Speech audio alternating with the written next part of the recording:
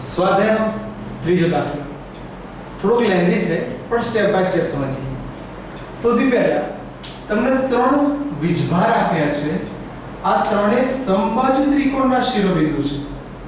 એટલે એક કામ કરીએ, એક સમબાજુ ત્રિકોણ વિચારો છો તો યામાક્ષ લઈ લઈએ.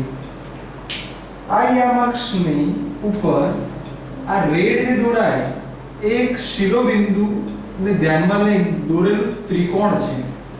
કેવું ત્રિકોણ છે? સમબાજુ ત્રિકોણ છે. ચલો સૌથી પહેલા કેટલો વીજભાર છે? q1 q2 q3. દરેકની લંબાઈ તમને આપી છે 5 સેન્ટીમીટર. ચલો 5 સેન્ટીમીટર એટલે આટલું અંતર 5 સેન્ટીમીટર કહેવાય. તો પહેલું કામ એ કરો કે દરેકના સ્થાન સદિશ લઈ લો. તો નંબર 1 r1 બરાબર શું થાય? 0 0. કેમ? કારણ કે ઉગમ બિંદુ.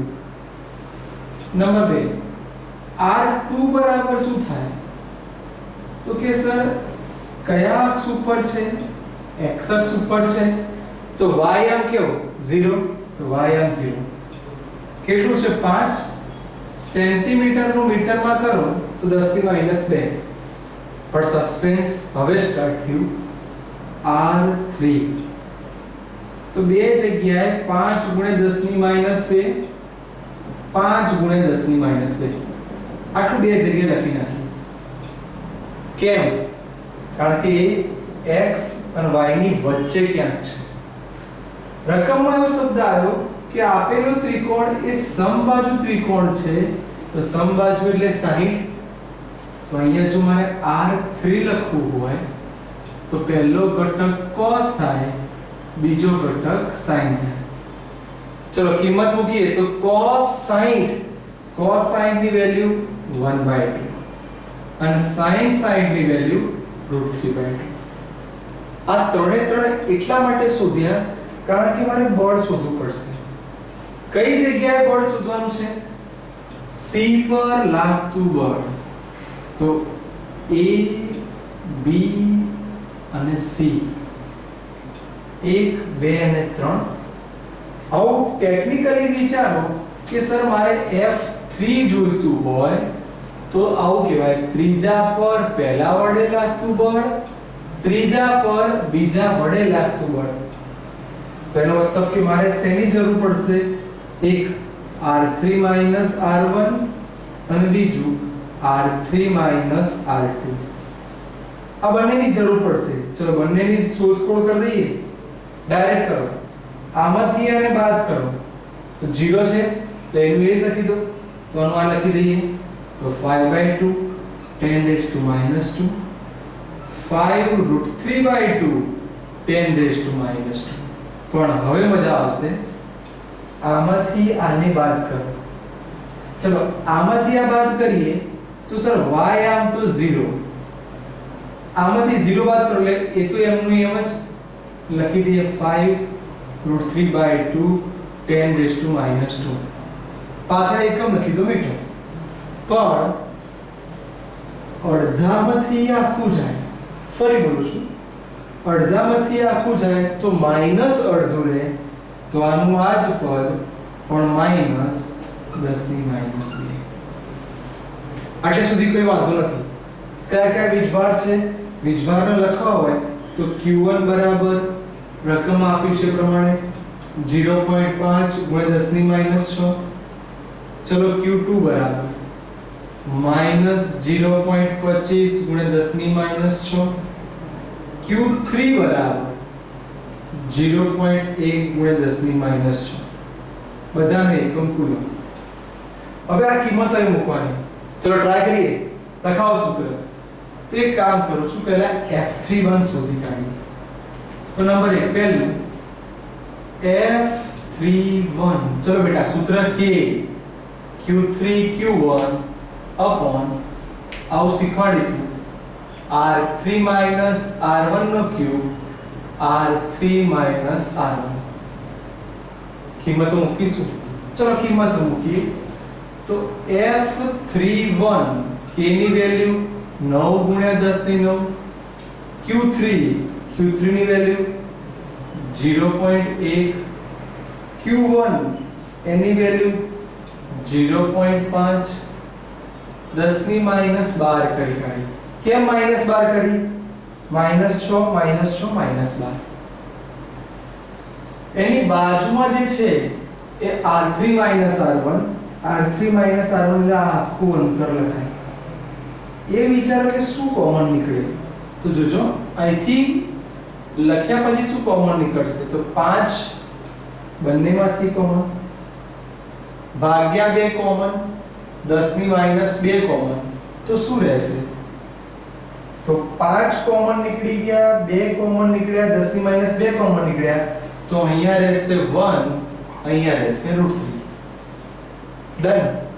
જ્યારે છેદની વાત કરો છો તો છેદમાં અંતર છે અને સમબાજુ આપે તો સમબાજુ લંબાઈ કેટલી છે? 5. તો 5 નો ઘન 125 પણ 10 ની -6.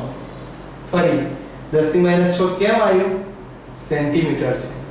10 ની -2 10 ની -2 10 ની -2 ઘન છે એટલે 3 વાર 3 દુ 6. ક્લિયર? આવું જ મને F32 લખતા શીખવાડો. ચલો મજા આવશે. તો આની જાતે સૂત્ર બનાવો. k ની જગ્યાએ 9 * 10 ની 9, Q3 0.1, Q1 માઈનસ છે, ખાસ જોવું માઈનસ છે તો માઈનસ એને આગળ 0.25 10 ની -12 છેદમાં 125 * 10 ની -6 ઉભા. હવે આમાંથી શું કોમન નીકળે? કે સર જેવું આમાંથી નીકળ્યું એવું બેઠું આમાંથી નીકળશે. ચલો તો કોમન કાઢીએ. તો 5/2 કોમન, 10 ની -2 10 ની -2 10 ની -2 પણ કોમન. શું રહેશે? તો સર આની અંદરથી -1 રહ્યું અને અહીંથી √3 રહ્યું. હવે આ બંનેનો સરવાળો. લોકો એવું કહે છે કે અહીં પહોંચ્યા પછી દાખલાને હાર્ડ સમજી શકાય. F3. હવે એ ચેક કરો કે સરવાળો કરીએ તો શું કોમન નીકળી જાય?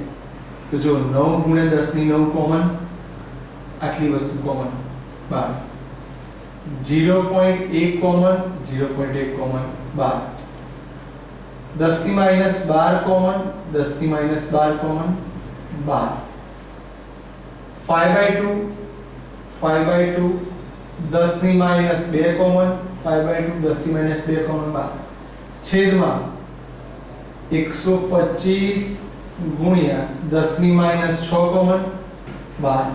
હવે મજા આવશે. ચલો આની અંદર ગુણીએ અથવા આવું બોલતા શીખાય કે સર 0.5 0.25 તો આના કરતા કયો કહેવાય? ડબલ કહેવાય? નહીં ખબર પડતી. ફરી લખું છું. આને 0.25 કહેવાય, આ 0.50. તો જો હું 0.25 કોમન કાઢું તો આની અંદર શું રહે? 2 રહેશે. કેમ? 25 દુ 50. ફરી બોલું છું. 25 દુ 50 તો 0.25 બહાર. તો અહીંયા 2 રહ્યા, 2 ના અંદર ગુણો તો 2 અને 2 √3 માઈનસ 1 માઈનસ √3. તો ચલો હવે આટલાનો જવાબ લાવશો તો 0.045 આવશે. જ્યારે 2 √3 માંથી √3 બાદ કરીએ અહીંયા તો એકલો √3 રહેશે. જ્યારે અહીં બહુ મસ્ત વસ્તુ છે, બંનેનો સરવાળો કરીએ છીએ તો અહીંયા 2 અને 2 માંથી 1 જાય એટલે માઈનસ સાઈન જે હતી માઈનસ માઈનસ પ્લસ થઈ ગયું તો અહીંયા પ્લસ. તો જવાબ 3, કારણ કે 2 ને 1 3. ફરી માઈનસ સાઈન છે, આ માઈનસ સાઈન તો માઈનસ માઈનસ પ્લસ એટલે પ્લસ. તો ફાઇનલી તમારો જવાબ આવ્યો F3 બરાબર 0.045 3√3 મીટર. આની ખાસિયત જ એવી છે કે એનું ગાણિતિક સ્ટેપ બહુ સમજીને કરવા પડે. તો જોઈ શકો છો દાખલા નંબર 3.